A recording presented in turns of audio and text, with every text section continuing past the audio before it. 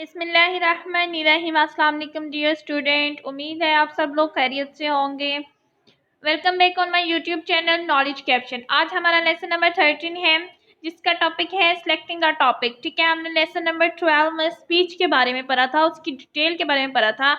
अब वहाँ भी हमने ऑडियंस पढ़ी थी। ठीक है, उसको ऑडियंस के जो अल्फ़ाबेटिकली वर्ड्स होते हैं उनको वन बाय वन हम लोगों ने डिस्क्राइब किया था। अब ये है कि ऑडियंस का तो हमें बस थोड़ा सा नॉलेज आ गया। अब ये कि टॉपिक कैसा सिलेक्ट होना चाहिए, टॉपिक सिलेक्शन सबसे मेन चीज़ होती है। टॉपिक ही आपकी स्पीच में जान डालती है तो ही लोग अपील होते हैं। इसमें हम वो टिप्स सीखने वाले हैं जिसमें हम टॉपिक सिलेक्शन सीखेंगे, और ये आपकी फर्दर स्टडी में भी बहुत ज़्यादा काम आएगा ये वाला लेसन, कि आप लोगों को थीसिस के लिए बहुत ज़्यादा टिप्स मिल जाएंगी। क्योंकि उसमें भी मेन जो होती है ना बात, वो टॉपिक सिलेक्शन की ही होती है।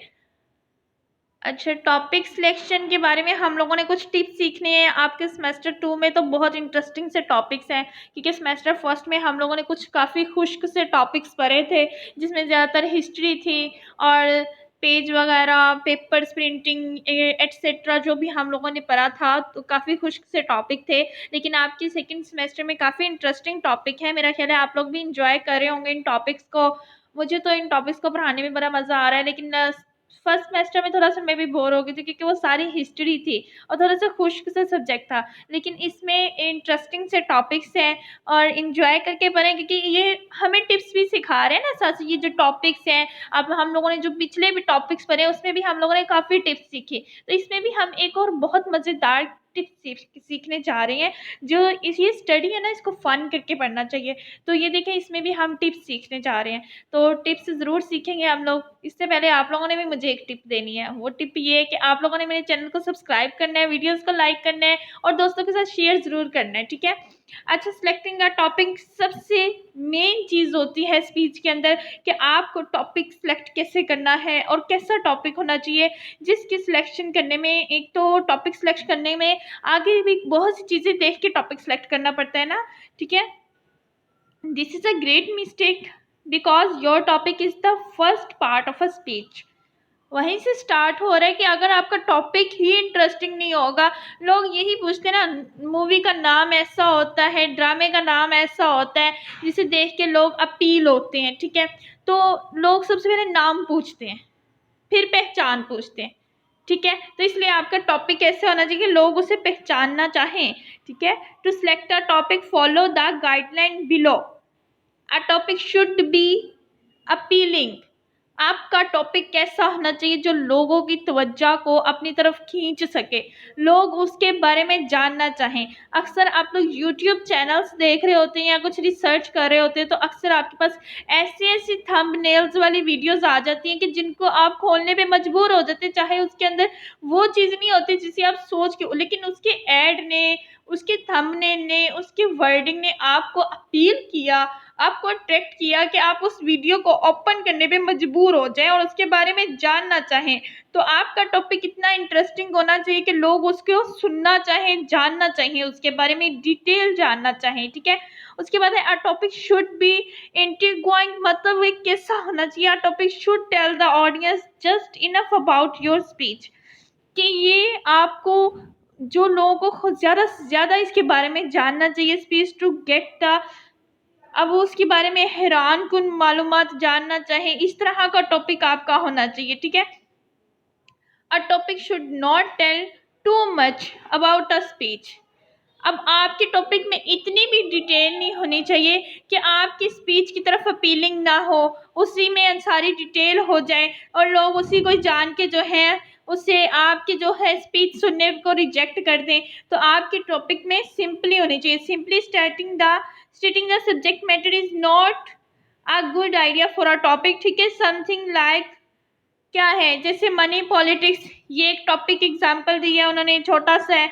और इंटरनेशनल ट्रेड, इंटरनेशनल ट्रेड आपको पता है आजकल ऑनलाइन बिजनेस के इतने टिप्स बताए जाते हैं और उसको ऐसी ऐसी वर्डिंग दे के आपके सामने पेश किया जाता है कि आप सुनने में मजबूर हो जाते हैं, क्योंकि घर बैठे तो हर बंदा पैसा कमाना चाहता है ना ऑनलाइन तरीके से। तो उसको ये इंटरनेशनल ट्रेड भी इसी में आ रही है। तो ये बहुत ज़्यादा हर अब तो ये कहते हैं कि आपकी मैट्रिक हो, इंटर हो, मास्टर्स हो, आप सब लोग ये काम कर सकते हो। तो इंटरनेशनल ट्रेड हर किस्म की ऑडियंस को अपनी तरफ अपील करेगी, ठीक है। Not only tells the audience what the speech is going to be about, ना कि लोगों को बताओ कि ये स्पीच किसकी तरफ जा रही है, क्या बताने जा रही है, but they also suggest the reasoning and the conclusion, ठीक है। वो उसके बारे में जानना चाहिए और उसके एंड भी जानना चाहिए। सिर्फ शुरू से सुन लिया। अब पॉलिटिक्स में तो कुछ लोगों का इंटरेस्ट नहीं होता, तो वो एक मखसूस तबके को ही अट्रैक्ट करेगी जो पॉलिटिक्स में इंटरेस्ट रखते हैं। लेकिन इंटरनेशनल ट्रेड मेरा ख्याल है कि अगर आप इसको किसी और तरीके से दे दें तो वो हर किस्म की ऑडियंस को अट्रैक्ट करेगी, अपील करेगी। अच्छा, topic should be an integrate part of a speech, ठीक है। एक इंटीग्रेट पार्ट होना चाहिए ना। although this is not an absolute requirement कि ठीक है एक रिक्वायरमेंट है, I think it shows good form if you can somehow work your topic into your speech. For example क्या है, going back to your topic at the conclusion, ठीक है। जब आपने कंक्लूड करना है अपने स्पीच को, तो आपने टॉपिक को दोबारा रिमाइंड करवाना है लोगों को। मेरी जो जाहिर सी बात है, आप लोग बात कहीं से स्टार्ट करते हो लेकिन एंड तक जाने तक आप लोग उस टॉपिक पर नहीं रहते, आप एग्जाम्पल्स देते देते देते देते अपने टॉपिक से हट जाते हैं। तो आपकी जो स्पीच है वो स्ट्रॉन्ग इसी तरह होगी कि आपने जिस टॉपिक पे स्पीच शुरू की थी उसी टॉपिक को कंक्लूड करते हुए आपने टॉपिक को दोबारा रिमाइंड करवाना है लोगों से, और even closing the speech bye repeating the topic, ठीक है। आप जहाँ से स्पीच शुरू कर रहे हैं आप एंड भी उसी टॉपिक पे करेंगे। मतलब आपकी क्लोजिंग ऐसी होनी चाहिए कि वाकई आप शुरू से जिस पॉइंट से बात उठा के लेके आ रहे हो, एक सिरे से पकड़े हो दूसरे सिरे तक मिलाने तक गिरा फेरी लगती है ना, तो इसलिए एक सिरे से पकड़ के अगर आप लोग दरमियान में कोई गड़बड़ कर दोगे तो फिर वो सिरे तक नहीं पहुंच सके। एंडिंग और क्लोजिंग का हेड टू टेल रूल तो आप लोगों ने पढ़े ही होंगे ना, तो उसके मुताबिक यही है कि आपने जिससे टॉपिक से जैसी स्पीच शुरू की है वैसे ही एंडिंग भी करनी है। A topic should not be too word, मतलब एक टॉपिक को इतना उबहाम नहीं होना चाहिए कि आम लोग समझ ना सके। आप इजी से टॉपिक सिलेक्शन करनी चाहिए। आपको को एजुकेशन, करप्शन हर बंदा जो है हर मुल्क का हर इदारे का हर फील्ड का इशू है, ठीक है। ये मुल्की लेवल पे नहीं, ये इदारे के लेवल पे ही अगर एक मुलाजिम है वो उसका ऑनर नहीं अवेलेबल और उसकी गैर मौजूदगी में वो अपने काम से गफलत हो बरत रहा है, तो दैट्स मीन वो करप्शन कर रहा है, ठीक है। ये नहीं कि करप्शन बस वजीर मशीरी करते हैं, करप्शन एक छोटा मुलाजिम भी करता है, तो करप्शन भी हर बंदे का मसला होता है। को एजुकेशन एक बहुत बड़ी बहस हो जाती है कि आया लोग रिजर्व होते हैं कि अपने बच्चों को एजुकेशन में पढ़ाना चाहिए या नहीं पढ़ाना चाहिए, तो इसके ऊपर एक बहुत ज़्यादा बहस हो सकती है। कुछ लॉजिक्स दिए जा सकते हैं कि को एजुकेशन किन मैटर्स में होना चाहिए, इसके साथ कुछ लिमिटेशंस होनी चाहिए, then you should allow the co-education, ठीक है।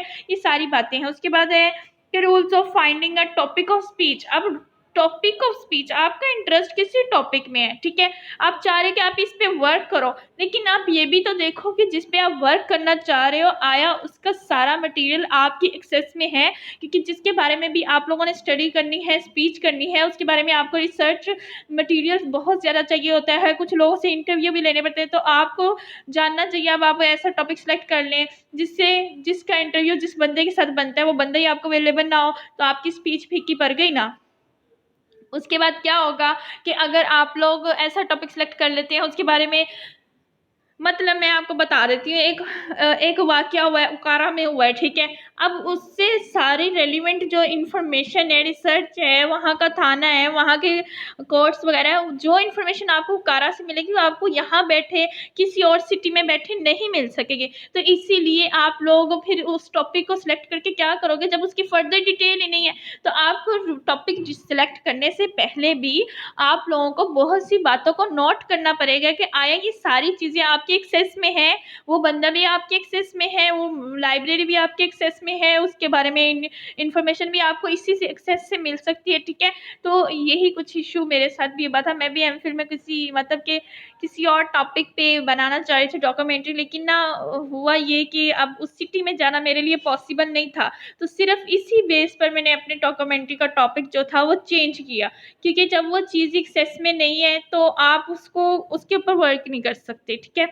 तो ये चीज़ें हमें ज़हन में रखनी पड़ती है टॉपिक को सिलेक्शन से पहले पहले, ठीक है। उसके बाद हमारे पास आ जाएगा रिसर्चिंग योर टॉपिक। अब आपने रिसर्च कर लिया, अब आपने टॉपिक सेलेक्ट कर लिया है, अब टॉपिक के बारे में डिटेल आपको चाहिए, फर्दर इंफॉर्मेशन ऐड करनी है, कुछ इन्फॉर्मेशन आपके पास जाती होगी, अब आपको फर्दर इंफॉर्मेशन चाहिए। फर्दर इंफॉर्मेशन के लिए आपको डिफरेंट रिसोर्सेज का सहारा लेना पड़ता है कि उसके बारे में ज़्यादा से ज़्यादा इंफॉर्मेशन आपको किन रिसोर्सेज से मिल सकती है, आपको उन चीज़ों तक एक्सेस करनी पड़ती है, उसके बारे में ज़्यादा से ज़्यादा मटेरियल इकट्ठा करना है। अब आ गई है बारी गैदरिंग मटेरियल। अब आपको लाइब्रेरीज भी जाना पड़ेगा और ऐसी ऐसी जगह पे जाना पड़ेगा जहाँ से आपको उस टॉपिक से रेलिवेंट इंफॉर्मेशन मिल सके, लोगों से इंटरव्यूज़ भी लेने पड़ेंगे, अब आपको न्यूज़पेपर्स भी पढ़ने पड़ेंगे, मैगजीन्स भी पढ़ने पड़ेंगे। आपने जो टॉपिक सेलेक्ट किया है अब उसके बारे में आपको ये मटेरियल इकट्ठा करने के लिए इन सारी चीज़ों को विजिट करना पड़ेगा और देखना पड़ेगा कि इसके बारे में। अगर आपने हॉस्पिटल के बारे में मतलब कि हॉस्पिटल की जो सिचुएशन है वो अच्छी नहीं है, वहाँ पे गायनी का मसला जो है वो फलां हॉस्पिटल में ऐसा नहीं डील हो रहा, या वहाँ पे फलां वार्ड में मसला आ रहा है, तो आपको फिर हॉस्पिटल्स विजिट करना पड़ेंगे, डॉक्टर से इंटरव्यूज लेना पड़ेंगे, नर्सिंग से करना पड़ेगा सारा इंटरव्यू। आप सेहत के शोबा पे बनाना चाह रहे हैं या आप किसी और चीज़ पे डॉक्यूमेंट्री बनानी चाहिए, जनरल टॉपिक्स में, उसके लिए लाइब्रेरी से जाना पड़ेगा। अगर आप किसी और टॉपिक पे करें तो जिस भी टॉपिक से करें उससे रेलिवेंट फील्ड भी आपको फील्ड वर्क भी करना पड़ेगा, आपको फील्ड्स में भी जाना पड़ेगा, उससे रेलिवेंट बंदे से इंटरव्यूज़ भी लेने पड़ेंगे और आपको आर्टिकल्स वगैरह भी रीड करने पड़ेंगे। यहाँ से ही आपका क्या है मटेरियल्स इकट्ठा होता है। अब टेकिंग नोट्स लेने वाइल डूइंग योर रिसर्च। जब आप अपना रिसर्च करें तो ये मैं want to carry note card, ठीक है। आपको नोट कार्ड्स लेने पड़ेंगे क्योंकि आपको बहुत सी चीज़ें नोट करनी पड़ती है। When you come across a useful passage carry the source and the information, ठीक है। अब आपको इंफॉर्मेशन लेनी है उसके सोर्स से, उसके ज़रा से on to the note card और कॉपी। नोट कार्ड आपको पकड़ना है, ठीक है। आप मटेरियल इकट्ठा करने के लिए जा रहे हैं, आप इंटरव्यूज के लिए किसी भी चीज़ के लिए, तो आपको नोट कार्ड जरूर पकड़ना है जिसके बाद ऊपर आपकी सिर्फ रिसर्च टॉपिक से रेलिवेंट बातें होनी चाहिए, ठीक है। और इन्फॉर्मेशन ये should maintain a working biography, जिसके ऊपर आपके पूरी उस काम के बारे में सारी बायोग्राफी होगी, ठीक है। ये सारी चीज़ें आपको क्या करनी है इन्फॉर्मेशन वगैरह इकट्ठी करने के लिए। अब यहाँ पे कुछ चीज़ें हैं जहाँ से आप इन्फॉर्मेशन ले सकते हैं। सबसे पहले आपके पास बुक्स आ जाते हैं। इंसाइक्लोपीडिया जो होता है वो एक चीज़ के बारे में इन बहुत ज़्यादा दुनिया जहाँ की इकट्ठी की गई मालूमात जो होती है वो एक किताब की सूरत में आप तक समेट दी जाती है, एक चीज़ के बारे में, एक टॉपिक के बारे में बहुत ज़्यादा इन्फॉर्मेशन, तो उसे इंसाइक्लोपीडिया का नाम दे दिया जाता है। ईयर बुक्स किसी भी बारे में कि इस साल पर ये इस टॉपिक पर ये वाली बुक शाया हुई है, इसके ऊपर ये इन्फॉर्मेशन है। उसके बाद आ जाते हैं पीरियोडिकल्स जो होते हैं। पीरियोडिकल्स होते हैं जो हफ्ते बाद शाया होते हैं, जैसे जर्नल्स हैं उसमें आर्टिकल्स आते हैं, मैगजीन्स हैं, उसके बाद उसमें न्यूज़पेपर्स हैं। ये पीरियोडिकल न्यूज़पेपर भी तो घंटों बाद शाया होता है, ठीक है। गवर्नमेंट इसके ऊपर क्या कर रही है, पब्लिकेशंस गवर्नमेंट ने इसके ऊपर क्या क्या पब्लिश किया है। उसके बाद आ जाए कंप्यूटराइज डेटाबेसिस, ठीक है। अब जर्नल्स आ गए हैं। जर्नल्स क्या होते हैं, publish article written by scholars and researchers. कुछ रिसर्चर्स होते हैं, स्कॉलर्स होते हैं जो अपने आर्टिकल्स क्या करवाते हैं, पब्लिश करवाते हैं, ठीक है। उसको आपने पढ़ना होता है। Journals are often published by professional, ठीक है, एसोसिएशन। जो प्रोफेशनल फील्ड से एसोसिएट होते हैं वो लोग होते हैं जो आर्टिकल्स पब्लिश करते हैं। आर्टिकल्स इन जर्नल यूजुअली इंक्लूड बिब्लियोग्राफी, ठीक है, उसमें आपने इंक्लूड होते हैं आपके। उसके बाद मैगजीन्स में जो आर्टिकल्स इशू होते हैं उनको पब्लिश होते हैं, सॉरी, उनको पढ़ना होता है। उसके बाद ये है कि आर्टिकल्स इन मैगजीन रेयरली इंक्लूड बिब्लियोग्राफीज, ठीक है, ये भी अक्सर बिब्लियोग्राफी में होते हैं। उसके बाद आ जाते हैं newspaper like journal and magazines are a type of periodicals, ठीक है, ये भी पीरियोडिकल्स की तरह एक टाइप होती है। Periodical index allow you to find articles from newspaper, ये जर्नल्स वगैरह, न्यूज़पेपर, बुक्स, ये सब क्या है जहाँ से हम अपना मटेरियल इकट्ठा कर सकते हैं इंफॉर्मेशन की सूरत में, डेटा की सूरत में। आर्टिकल्स है, ये सारी चीज़ें हमें इसलिए बताई जा रही है कि यहाँ पर हम अपने टॉपिक से रिलेटेड चीज़ें इकट्ठी कर सकते हैं। ठीक है, ये सारी चीज़ें हो गई हैं। उसके बाद हमारे पास बुक्स आ जाती हैं, बुक्स से भी हम लोग अपने टॉपिक से रिलेवेंट कर सकते हैं। पीरियोडिकल्स हैं, ठीक है, ये जो हफ्ते बाद या वो कुछ वक्फों के बाद शाया होते हैं। सजेशन है, इसमें क्या है, अच्छा सिटेशन में क्या आ रहा है, citation is the reference to source, कि हम लोगों ने वो रेफरेंस भी इस्तेमाल करना होता है ना, हम अपने स्पीच में एवं नहीं डाल देंगे। अक्सर आप लोगों ने कोटेशंस भरी होती है, साथ ही नीचे ऑथर का नाम लिखा होता है कि ये फलां ऑथर ने ये कोटेशन लिखी थी और फलां बुक में लिखी थी और फलां डेट में लिखी थी। ठीक है, अक्सर हमारे पास इतनी डिटेल भी होती है। तो ठीक है, इसमें सोर्स इन एन आर्टिकल, ऐसे books etcetera in most periodical index. इसमें क्या हो रहा है कि इंडेक्स में क्या हो रहा है, station include the following information. इसमें क्या होता है, ऑथर जो लिखने वाला होता है उसका नेम होता है, आर्टिकल का टाइटल, किस टॉपिक पे, किस टाइटल पे हुआ है, जर्नल और मैगजीन टाइटल कि किस मैगजीन के अंदर आया है उसका नेम। ठीक है, उसके बाद है volume number of the journal और मैगजीन, मैगजीन का एक वॉल्यूम नंबर होता है वो ऐड करना है आपने। डेट ऑफ पब्लिकेशन, ये भी बतानी है आपने कि ये फलां डेट को ये वाला आर्टिकल पब्लिश किया था, फलां किया था, फलां वॉल्यूम नंबर में किया था, पेज नंबर ऑफ द, ठीक है। अब अपने बिगनिंग ऑफ द आर्टिकल, जहाँ पे आर्टिकल पब्लिश हुआ है वहाँ का पेज नंबर भी ऐड करना है आपने। अब सेक्शन और कॉलम नंबर आ जाते हैं, इसमें भी न्यूज़पेपर सिटेशन मतलब सोर्स का नेम वगैरह आ जाते हैं। In some periodical index citation, अब इसमें क्या आ रहा है, abstract, abstracts are brief sometimes of articles. ये एब्स्ट्रैक्ट क्या होते हैं कि अक्सर औकात आर्टिकल को ब्रीफ तरीके से एक्सप्लेन किया जाता है, तो उसे एब्स्ट्रैक्ट कह जाते हैं। पीरियोडिकल इंडेक्स आ जाता है, ये आपको अलाउ करते हैं कि find article from journals and magazines, a search of periodical index results in stations। ठीक है, stations identify the actual article, ये क्या करते हैं, एक्चुअल आर्टिकल को करते हैं। अच्छा, अब हम लोगों ने ये सारी चीज़ों से तो मटेरियल इकट्ठा कर लिया। अब हमारे पास एक और चीज़ है जहाँ से हम मज़ीद मटेरियल और इन्फॉर्मेशन इकट्ठी कर सकते हैं, वो है इलेक्ट्रॉनिक पीरियोडिकल इंडेक्स। इसमें क्या क्या आ जाते हैं जो इलेक्ट्रॉनिक से रिलेवेंट होते हैं। अब इंटरनेट रिसर्च वर्क आ रहा है हमारे पास, इंटरनेट से भी रिसर्च करना है हम लोगों ने, वेबसाइट्स होती हैं, सीडीरोम है, ऑनलाइन सिस्टम एटसेट्रा। ठीक है, अब इसमें क्या आ रहा है, इम्पोर्टेंट नॉट फॉर, अब ये आपको बताया जा रहा है कि इस तरह आप लोगों ने ये एक आपको बना के दिखाया जा रहा है चार्ट के ऐसे, ये देखें, researching the topic as article title, फिर मिस नाजिम जो भी है एज ऑथर इसने लिखा है, इसमें लिखा है ये वॉल्यूम नंबर है, ये सारी चीज़ें हैं। तो ये आपको एक छोटा सा चार्ट बना के दिखाया गया है जिसमें आप लोग इन अपनी डिटेल इस सूरत में पेश कर सकते हैं। ठीक है, अब ये वॉल्यूम और इशू इस डेट में हुआ था, 100 ईयर्स, अच्छा ईयर्स ऑफ पब्लिकेशन ये थी, ये सारी चीज़ें आपके पास आ गई। ठीक है, इसको आप लोगों ने देख लेना है। ये हमारे पास पब्लिकेशंस के मेथड आ गए कि हम लोगों ने किस तरह इसको पब्लिश करने से पहले स्टार्ट लेना है अपनी स्पीच को। ठीक है, अब जो हम लोगों ने रिसर्च किया है लाइब्रेरियन से, तो वो हम लोगों ने इस फॉर्म में लिखना है, और ये हमारे पास लाइब्रेरी एंट्रीज हैं जहाँ से हम लोगों ने ये मटीरियल वगैरह देखा था। अब जो आ गया है keeping organized note, keep your note in an outline form, जो आपने नोट कॉपी रही थी, ठीक है, उसको आपने आउटलाइन फॉर्म में रखना है, और any form that you will be able to easily find later. आपको ऐसे, अब ये नहीं कि आपने नोट कार्ड जो पकड़े थे आपने बेतरतीबी करके रख दिए, अब आपको ये नहीं पता आप इंटरव्यू लेते वक्त कौन से क्वेश्चंस किए थे, उस वक्त क्या लिखा था, उस वहाँ से क्या कौन सा मटेरियल लिया था, अब आपने इसकी तरतीब ख़राब कर दिया, उसे आउटलाइन नहीं बनाई, तो आपने उससे एक तरीके के साथ रखने हैं, उसे ऑर्गेनाइज्ड वे में रखने हैं। ये सारे आपको मेथड बताए जा रहे हैं। ये जब आपने काम करना होगा ना, ये वाला वर्क जब आप पे आएगा, ठीक है, इसके बगैर आपको डिग्री नहीं मिलेगी, तो उस वक्त ये चीज़ें आपको बहुत ज़्यादा महसूस होंगी। तो इसलिए बेहतर है आप लोग इसको अभी से ये इसी टिप्स समझ के सीखो। Plan your time for the research. अब आपने रिसर्च का टाइम भी प्लान करना है कि किस टाइम को आपको रिसर्च के लिए जाना है। ठीक है, जाहिर सी बात है इंटरव्यू से नाम भी वो लेना होता है, टाइम भी लेना होता है। अगर आप सेहत के शोबे पे बना रहे हैं तो हो सकता है आपको डॉक्टर्स की इस वक्त अवेलेबल, आप रिसर्च के लिए किसी और टाइम नहीं कर रहे हैं। डॉक्टर्स नर्स वगैरह वो उस वक्त टी ब्रेक के गए हुए हैं, तो आपका टाइम वेस्ट होगा। लिहाजा you have to save your time. तो अपने टाइम को सेव करने के लिए you have to plan your researching time. ठीक है, अच्छा इसके बाद हमारे पास आ जाता है stay organized and build your note file. ठीक है, ऑर्गेनाइज रहें और अपनी नोट फाइल को बिल्ड करते रहें, उसे ग्रो करते रहें, उसे बनाते रहें।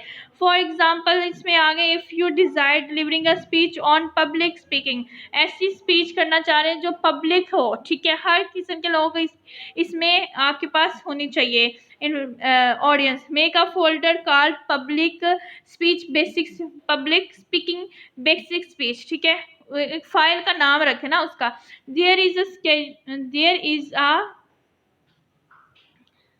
सब फोल्डर। ठीक है, सब फोल्डर होता है एक label all techniques as your gather more information divide the folder. ठीक है, मोर इन्फॉर्मेशन लेते रहें और उसे डिवाइड करते रहें फोल्डर्स में। ये सारी आपकी इंस्ट्रक्शंस हैं जो आप लोगों ने इसको अपने जहन में रखनी है और उसके मुताबिक आपने काम करना है। ठीक है, अब क्या है कि अब आपने क्या करना है, narrowing refining your research topic, क्योंकि आपने बहुत ज़्यादा मटेरियल इकट्ठा करके फिर अब आपने उसे गैदर करके उसे तरतीब देना होता है। ठीक है, अब आपने क्या करना, टाइम पीरियड, ठीक है, इसमें जियोग्राफिक रीजन और कंट्री पार्टिकुलर, ये सारी चीज़ें आ गई आपके पास। अब आपने क्या करना है, what do you already know about this subject. आप इस बात सब्जेक्ट के बारे में पहले कितना से, जाहिर सी बात है आप वही टॉपिक सिलेक्ट करेंगे जो जिसके बारे में आपकी इन्फो होगी, जिसके बारे में आपका इंटरेस्ट होगा। Is there a specific time period you want to cover, कि आपके पास हमारे तो मखसूस टाइम है कि आप इसे कवर करना चाह रहे हैं। Is there a geographic region और country on which you would like to focus, क्या वहाँ का जियोग्राफिक रीजन मतलब कि इलाकाई कंट्री इन सबके है focus. Is there a particular aspect of this topic they interest you, for example क्या आ रहा है इसमें, पब्लिक पॉलिसी और इम्प्लीकेशंस, कि पब्लिक क्या है, पॉलिसी क्या और इम्प्लीकेशन मतलब इसकी इम्प्लीमेंटेशन कितनी है। ठीक है, उसके बाद आ जाता है हिस्टोरिकल इन्फ्लुएंसेस क्या है, इसका तारीखी क्या अहमियत रखती है ये लोग, सोशियोलॉजिकल एस्पेक्ट्स क्या है इसके, साइकोलॉजिकल एस्पेक्ट्स क्या है, स्पेसिफिक ग्रुप्स और individual involve in the topic etcetera. ठीक है, ये सारी बहुत ही ज़्यादा इंफॉर्मेटिव और बहुत ही ज़्यादा इंटरेस्टिंग और बहुत ही ज़्यादा इम्पॉर्टेंट है कि आपको स्पीच के लिए टॉपिक सिलेक्शन कैसे करनी है, जो उसके लिए आपको मटेरियल कहाँ कहाँ से और कैसे इकट्ठा करना है जो लोगों की तवज्जो को आपकी तरफ मबजूल भी करा सके और वो अंडरस्टैंड भी कर सके।